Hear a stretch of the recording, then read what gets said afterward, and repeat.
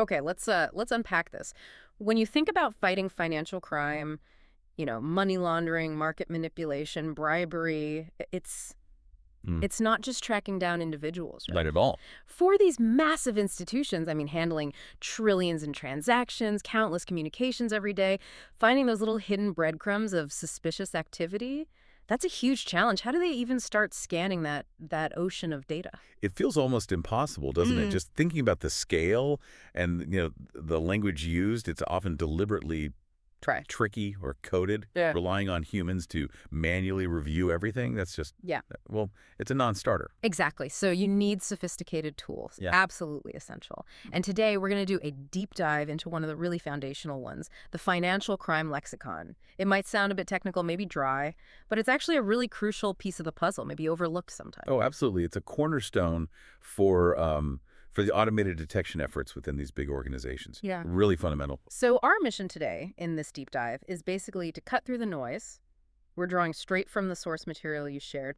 We want to define exactly what a financial crime lexicon is, in this context. Right. Explore how institutions actually use it day to day, understand why it's so vital, and crucially, look at some of the big challenges that come with, well, relying on it. Yeah, the complexities are significant. Think of this as your shortcut, your guide to understanding this key mechanism in the fight against illicit finance. Okay, so let's start with the definition then. When we talk about a financial crime lexicon, it's definitely not your average dictionary. No. The source defines it pretty specifically as a targeted, curated list. So think high-risk keywords, phrases, even distinct linguistic patterns. Right, so it's not just any old list of finance terms. It's built specifically, purpose-built, to identify language that might flag potential fraud, money laundering, bribery, corruption, market abuse, that kind of thing. Uh, This source points out it includes things they call regulatory or coronal red flags. Can you give us a few examples of what those might look like? Sure, yeah. Think about phrases like off the books, maybe, or gift to official. Those immediately suggest something potentially illicit, like payments or corruption. Very direct. Or, in the market context, something like early release of results that could signal insider trading, maybe information leakage.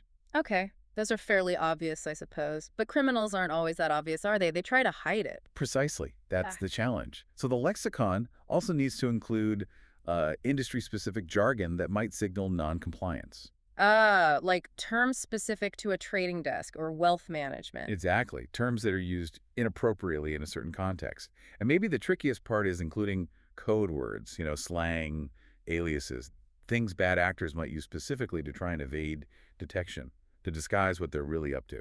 Okay, so where do these targeted lists actually fit into the bigger picture, the broader system of financial crime detection?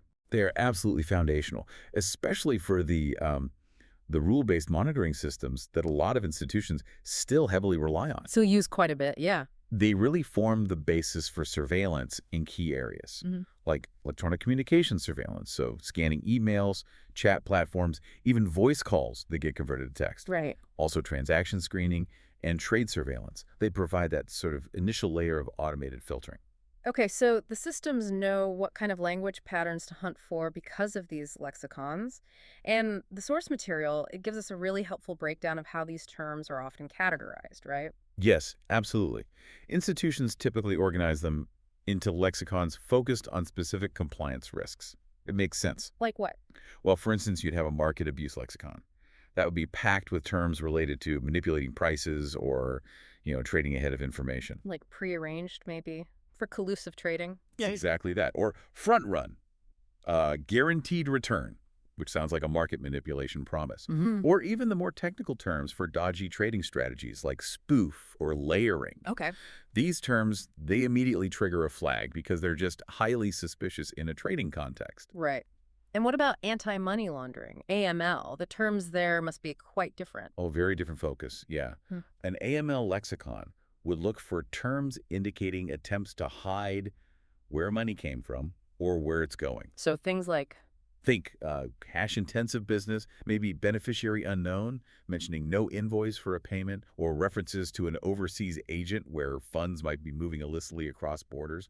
Classic money laundering red flags. Makes sense. And given everything going on, sanctions evasion must be a huge area, too. It is absolutely critical. So that lexicon needs terms related to sanctioned entities, specific countries under restrictions, maybe references to dual-use goods. Things that could be used for military purposes. Right. Or mentions of a front company designed to hide ownership, or describing things like re-export schemes to get around restrictions. Identifying these terms is just crucial for sanctions compliance. And bribery and corruption, they've got their own unique language, too, I bet. They absolutely do. Terms like facilitation payment, under the table, offering a favor, or even discussions about using a family connection to get business. Mm. These could all point to potential corruption or bribery. Context is obviously key, but these terms definitely warrant investigation. It really highlights how specific the language can be for different types of financial crime, even cybercrime. Activity within financial institutions needs its own lexicon. Right, yeah. You'd see terms like SIM swap, which Yeah. relates to account takeovers, or ransom in the context of ransomware attacks, obviously, Yeah. botnet, dark web access, or credential stuffing for hacking attempts. These are the tools and places of digital financial crime. Wow. And what's also fascinating, the source emphasizes these lexicons aren't static or generic. Institutions customize them. Yeah. Well, by language, obviously, but also by specific business line, like private banking versus investment banking. They have different risks, or even by geography, based on the unique risks in, say, Latin America versus Asia. That makes total sense. Risks aren't the same everywhere. Okay, so we've got these very specific lists of terms.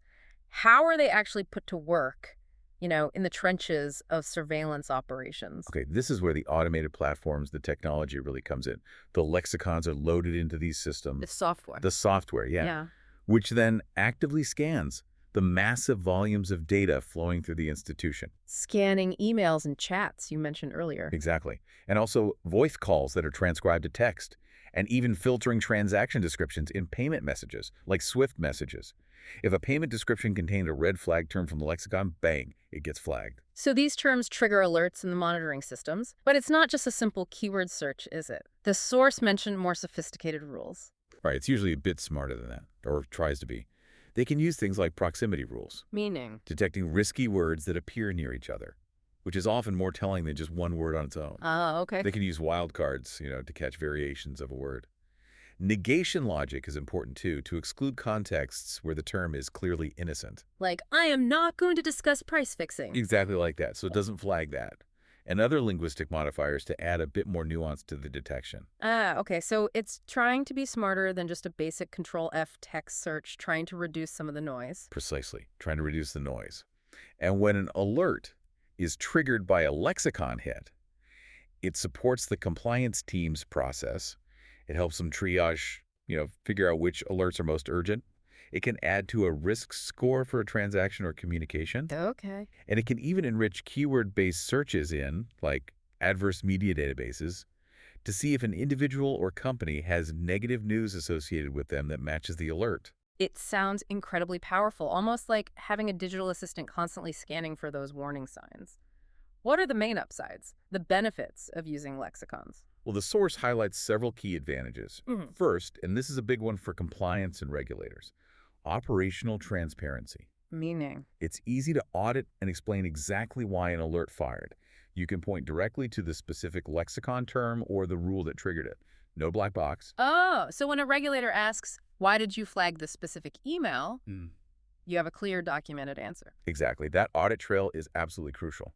Second, they offer pretty fast deployment and adaptability. Faster than other methods? Generally, yes. You can build or update a lexicon relatively quickly compared to, say, training complex AI models from scratch. This means institutions can react faster to new emerging risks or changes in regulations. Okay. And you can tailor them specifically to new crime patterns or risks unique to a certain business line or geography. And they can work alongside other systems, not just on their own. Yes, that's a key point. They're excellent components in hybrid systems. They can work alongside machine learning, AI, other kinds of analytics to provide a layered approach to surveillance, not just relying on one technique. A belt and braces approach. Kind of, yeah. They also offer clear regulatory alignment. They provide documented, rule-based coverage of specific risks and indicators that regulators actually expect firms to monitor for. Right. The source mentions that maintaining central, well-governed lexicon libraries, so everyone is using consistent, up-to-date terms, is a common best practice. Okay, so they're auditable, fast to deploy, adaptable, they play well with others, they sound pretty indispensable. But nothing in financial crime detection is ever simple, is it? What Hmm. are the challenges, the ongoing struggles with using and maintaining these things? Ah, yes. This is where the rubber really meets the road. The biggest, most persistent challenge is that constant battle between false positives and false negatives. Okay, let's break that down. False positives first. What's the issue there? False positives are when the lexicon flags completely innocent activity, because a term is used in a perfectly harmless context. Like that gift example you mentioned earlier. Exactly. Someone emailing a colleague, "I'll send you a gift certificate for your birthday," could be flagged by a lexicon looking for bribery terms like gift to official. Right. These false alerts can just overwhelm compliance analysts. They bury the real risks in noise, making it harder to find the actual suspicious activity. It's the classic haystack problem, but the lexicon is accidentally adding more hay. That's a perfect way to put it.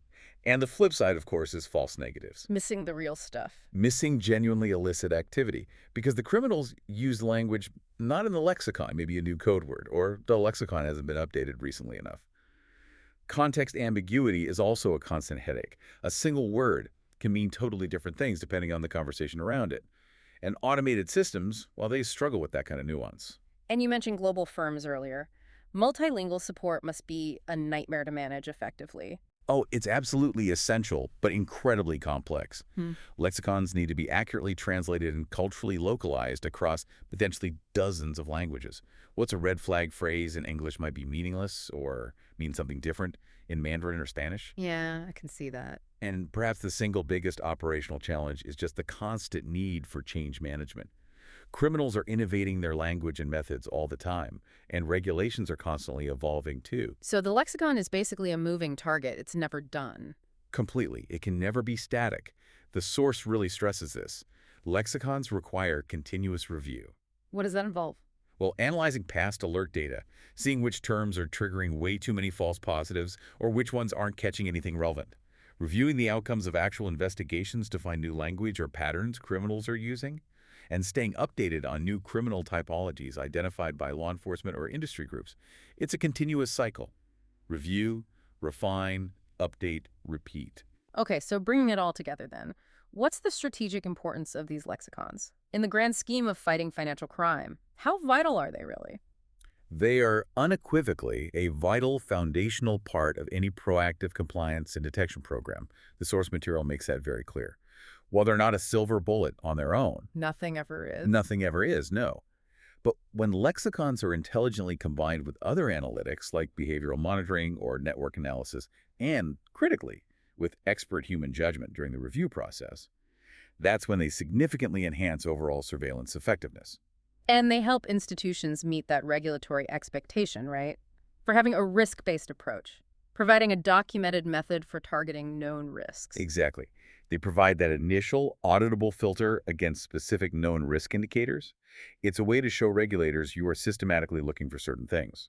The source concludes that firms that really invest in building and maintaining dynamic, well-governed lexicons, not just static lists they created 5 years ago, those firms are much better positioned Better positioned to do what?